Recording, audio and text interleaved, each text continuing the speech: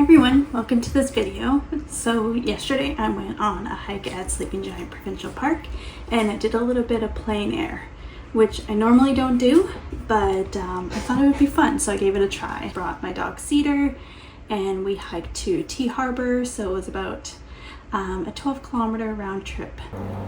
Sleeping Giant Provincial Park is located about 40 kilometers east of Thunder Bay, Ontario. It was established in 1944 as Sibley Provincial Park and later renamed to Sleeping Giant Provincial Park in 1988. It's about 25,000 hectares in size, has more than 200 recorded bird species. It's also home to rare orchids and a diversity of plants and over 100 kilometers of trails. Okay, we made it.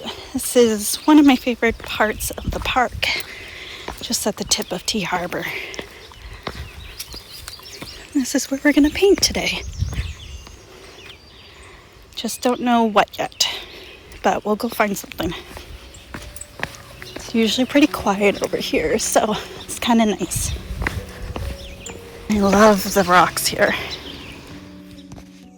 Usually you can find some salamanders.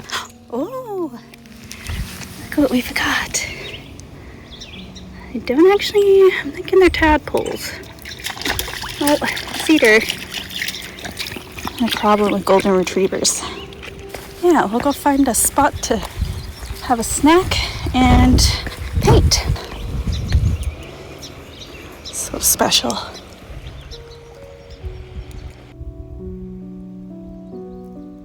And find our subject. I'm not really a landscape artist, maybe in the future, but I do like focusing on plants. So there's a few to choose from. There's cinquefoil. It's pretty little flowers. And there's some more cinquefoil. This grass over here is grass of Parnassus, but I could be wrong. And I didn't bring my field guide with me. So there's these beautiful little flowers too.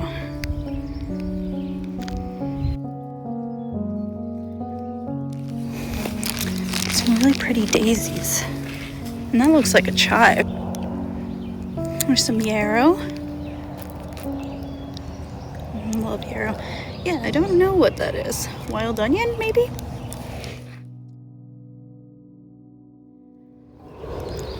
Those are kind of safe to pick. I think we're gonna go with the daisy.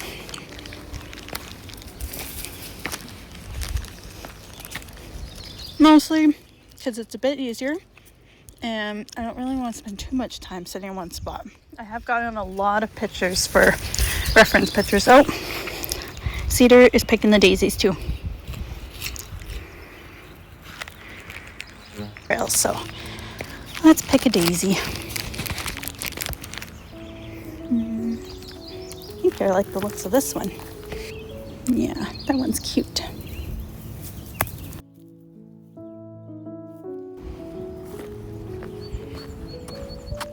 See where I set up shop. I was thinking I'd have a little sitting spot, something for my back, and then this kind of view.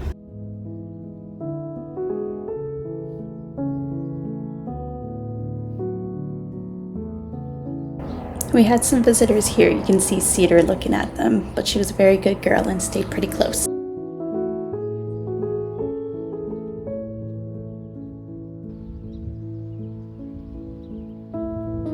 I'm just starting by looking at the daisy and sketching out the general shape of it just with a pencil.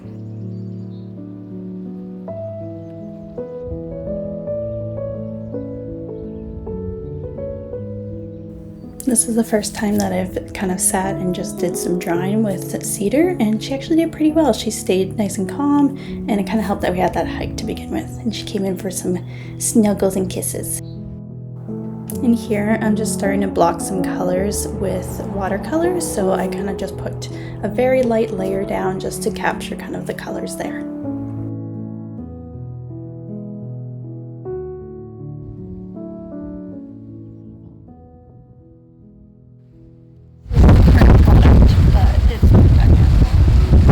But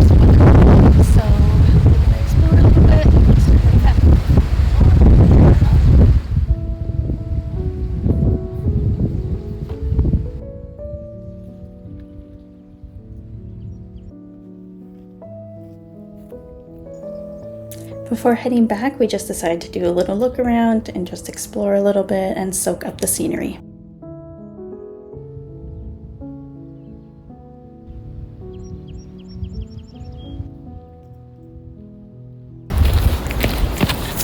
I'm happy to address the elephant in the room, which is this beautiful tan. I'm sure you can see it. Nice line. I went biking yesterday for, I think it was about 2 hours in total, and completely forgot to put sunscreen on. So I'm probably going to have this burn that kind of transitions into a very, very light tan, and it's probably going to be the rest of it. So it's fun. But, hello. I feel like I'm just part of the cycling crew now. Maybe I'm a real cyclist. I don't consider myself a real cyclist, but maybe. Anyways, beauty.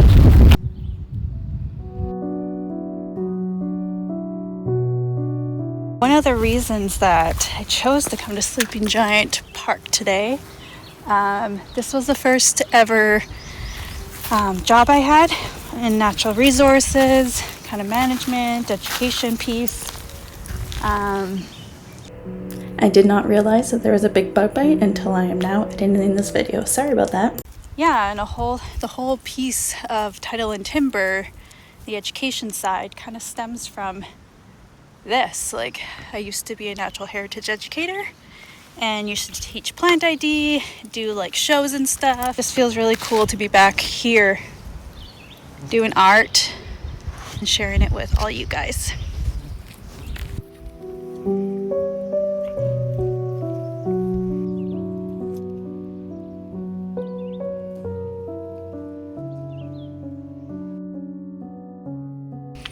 But it's kind of cool because over here you see the moss, and then there's this shrub called sweet gale. Oh, and leatherleaf just stopped blooming. So there's leatherleaf here, sweet gale, alder. These are all species that love having wet feet or love water. And they're all here, so this must stay kind of wet, is what I'm thinking. Yeah, look, leatherleaf. I recently did a print and a whole video about leatherleaf.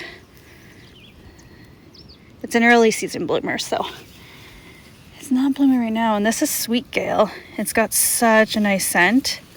I remember when I was in forestry class, learning my plant ID. I remember the name because we had a lady in our class. Her name was Gail, and she was really sweet. So I just thought of her when I was doing my test, and yeah, it still sticks in my brain. I still think of when I see this plant. So it's so pretty, and it smells so good. My partner Brian will actually use this sometimes when we're out fishing. If his hands really stink, he just rubs some of that, and it's kind of like the oils of it just smell so good. So yeah, look at that cloud. I seem to be getting thunderstorms every day lately, so I didn't really pack much for any kind of rain gear. Cedar! Oh, you're over there.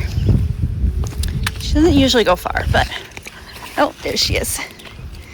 She's a pretty fast girl, eh? Yeah, I just love looking around. If I'm hiking with people, I usually don't do this because they likely don't want to spend like a million hours out here. I don't know much about mosses other than I love them. Oh, I have no idea what that is. If anyone knows, let me know. That is so cool. When I'm out here, I do want to soak up everything I can. Yeah, there's some fireweed that should be blooming soonish.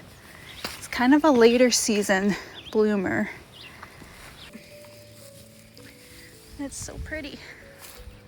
There's some alder.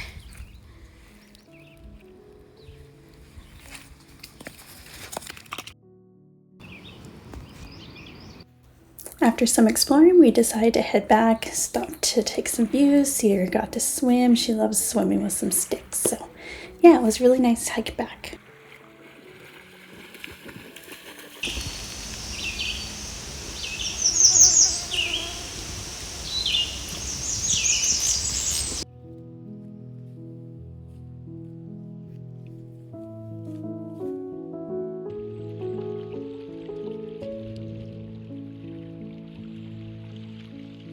Okay, so it's the next day and I'm here in my studio with a nice cup of tea. The bugs were just outrageous. My one leg has, I think, 21 bug bites, and just one leg, there's bug bites all over my body.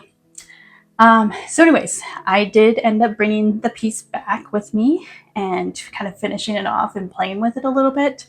I don't usually do plein air. I find I need a very large amount of time, and maybe that's something that I can play with and start challenging myself with. But I find I have a hard time fitting that time into just sitting outside and studying a subject. I like to bring my dog places, so there's really only a limited amount of time that she'll sit still. So my primary, I guess, mode of capturing my references of the subjects is capturing a photo and then coming back to the studio and working on it there. All that to say, it was really fun to try this out. I haven't actually painted outside where, people can see me before, so that was exciting. That was nerve-wracking, but yeah, it went over pretty well. So I will just say, so this is the final product. The style isn't quite what I usually do, but it's inspired by a watercolor artist that I absolutely adore. I love her stuff, and my house is actually filled with her artwork. Her name is Rosalie. Maybe I'll add a link or something to her website. Kind of inspired by her style in one of her watercolor books. So it has a little bit more blue and stuff. And yeah, one thing that I learned with plein air is you have to be patient. And I was not, because I was getting eaten alive. So the yellow kind of ran a little bit, but that's okay. It's just kind of like a fun little piece, and just for myself. So this was just for me. Looking at it now, when I have kind of that time and space, there's a lot that I would change, but also it was fun. So thank you for coming along. I hope you enjoyed this video. Thanks. Bye.